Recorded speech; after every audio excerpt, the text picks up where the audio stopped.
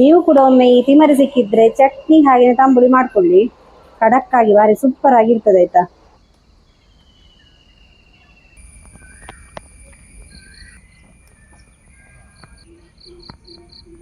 ನೋಡಿ, ನಮ್ಮ ಮನೆಯ ಅಂಗಳದಲ್ಲಿ ಸುಮಾರು ತಿಮರೆ ಆಗಿದೆ, ಬ್ರಾಹ್ಮಿ ಎಲೆ ಅಂತ ಹೇಳ್ತೇವೆ.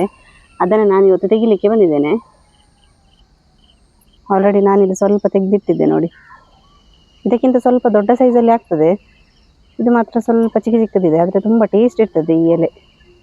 ನೋಡಿ, ಇಷ್ಟು ತಿಮರೆ ಎಲೆ ಸಿಕ್ಕಿದೆ, ಫ್ರೆಶ್ ಇದೆ ಎಲೆ. ಇದನ್ನು ಉಪಯೋಗಿಸಿಕೊಂಡು ನಾನಿವತ್ತು ಆಟಿಯಲ್ಲಿ ಮಾಡುವಂತಹ ಸ್ಪೆಷಲ್ ಖಡಕ್ಕಾದ ತಿಮರೆ ಚಟ್ನಿ ಹಾಗೆಯೇ ತಿಮರೆ ತಂಬುಳಿಯನ್ನು ಹೇಗೆ ಮಾಡೋದು ಅಂತ ಹೇಳಿ ತೋರಿಸಿಕೊಡ್ತೇನೆ.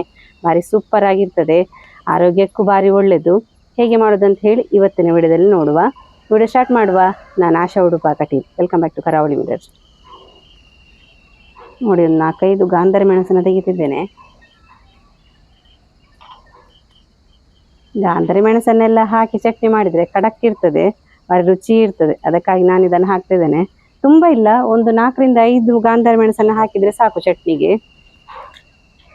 ಎಲೆಯನ್ನೆಲ್ಲ ಒಂದು 2 ಸಲ ನೀರಲ್ಲಿ ಸರಿ ತೊಳಿಬೇಕು, ಅಂದರೆ ಇದು ನೆಲದ ಕೆಳಗಡೆ ಇರ್ತದೆ ನೋಡಿ, ಅಂದರೆ ಆ ಮಣ್ಣೆಲ್ಲ ಇದರಲ್ಲಿ ಹಿಡಿದಿರ್ತದೆ. ಸಮ ತೊಳೆದ್ರೆ ಆ ಮಣ್ಣೆಲ್ಲ ಹೋಗ್ತದೆ, ಕ್ಲೀನ್ ಆಗ್ತದೆ. ಮತ್ತೆ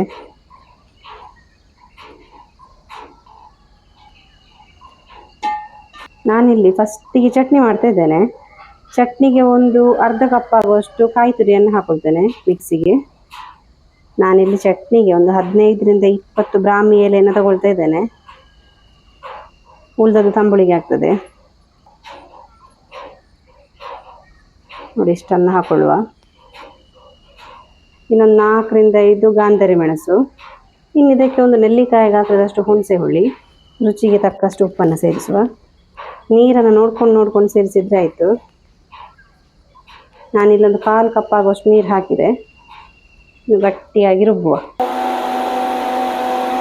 ನೋಡಿ, ಇಷ್ಟು ಹದಕ್ಕೆ ಚಟ್ನಿಯನ್ನು ರುಬ್ಬಿಕೊಳ್ಬೇಕು.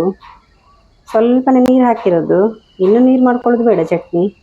ನೋಡಿ ಎಷ್ಟು ನೈಸಾಗಿ ರುಬ್ಬಿಕೊಂಡಿದ್ದೇನೆ.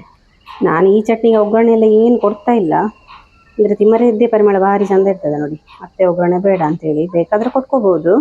ಹಾಗೆ ನೀವು ಮಕ್ಕಳಿಗೆಲ್ಲ ಈ ತಿಮರೆ ಚಟ್ನಿಯನ್ನು ಕೊಡ್ತಾ ಇದ್ದರೆ ನೆನಪಿನ ಶಕ್ತಿ ಎಲ್ಲ ಜಾಸ್ತಿ ಆಗ್ತದೆ. ಹಾಗೆ ತಿಮರೆಯನ್ನು ಸೇವಿಸಲಿಕ್ಕೆ ಕೊಡ್ಬೋದು, ಅಥವಾ ಈ ಥರ ಚಟ್ನಿ ಎಲ್ಲ ಮಾಡ್ಕೊಂಡು ಕೊಡ್ಬೋದು. ನಮ್ಮ ಚಟ್ನಿ ಎಲ್ಲ ರೆಡಿ ಆಯಿತು. ಇನ್ನು ತಂಬುಳಿ ಮಾಡೋದು ಹೇಗೆ ಅಂತ ನೋಡುವ. ಒಂದು 2 ಚಮಚ ತುಪ್ಪವನ್ನು ಸೇರಿಸುವ. ಬಾಣಲೆಗೆ ಹಾಕೊಳ್ತಿದ್ದೇನೆ 2 ಚಮಚ ತುಪ್ಪ. ಭಾರಿ ಪರಿಮಳ ಇದೆ. ತುಪ್ಪ ಸ್ವಲ್ಪ ಬಿಸಿ ಆಗ್ತಾ ಇದ್ದ ಹಾಗೆಯೇ 1 ಚಮಚದಷ್ಟು ಜೀರಿಗೆಯನ್ನು ಹಾಕ್ಕೊಂಡು ಇದರಲ್ಲಿ ಸರಿ ಹುರಿಯುವ. ಜೀರಿಗೆ ತುಪ್ಪದಲ್ಲೇ ಹುರಿದರೆ ಭಾರಿ ಪರಿಮಳ ಬರ್ತದೆ. ಸ್ವಲ್ಪ ಇಷ್ಟು ಹುರಿದರೆ ಸಾಕು ನೋಡಿ. ಇನ್ನು ನಾವು ತೆಗೆದಿಟ್ಟಂತಹ ಬ್ರಾಹ್ಮಿ ಎಲೆಯನ್ನು ಹಾಕುವ.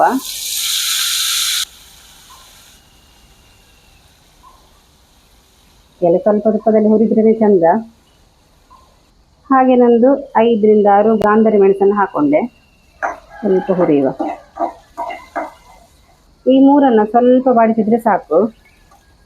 ಯಾವುದೇ ತಂಬುಳಿ ಮಾಡಬೇಕಾದ್ರೆ ಕೂಡ ತುಪ್ಪದಲ್ಲಿ ಜೀರಿಗೆಯನ್ನು ಹುರಿದ್ರೇ ಪರಿಮಳ, ಮತ್ತು ಭಾರಿ ರುಚಿ.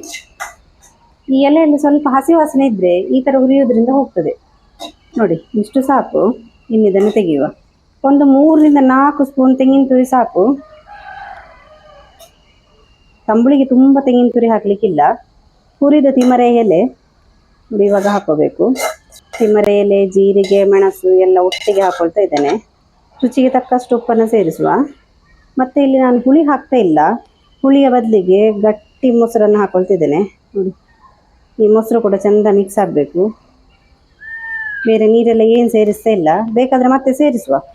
ನಮ್ಮ ತಂಬುಳಿ ಅಂತ ಹೇಳಿದರೆ ನೀರು ಇರಬೇಕು. ಇಷ್ಟನ್ನು ಇವಾಗ ನುಣ್ಣಗೆ ರುಬ್ಬುವ.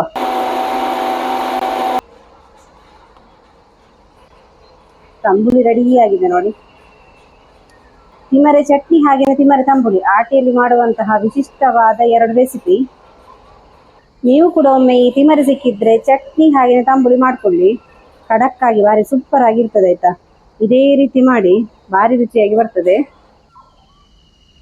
ತಿಮರೆ ಚಟ್ನಿ ಹಾಗೆಯೇ ತಿಮರೆ ತಂಬುಳಿ ರೆಡಿ ಆಗಿದೆ.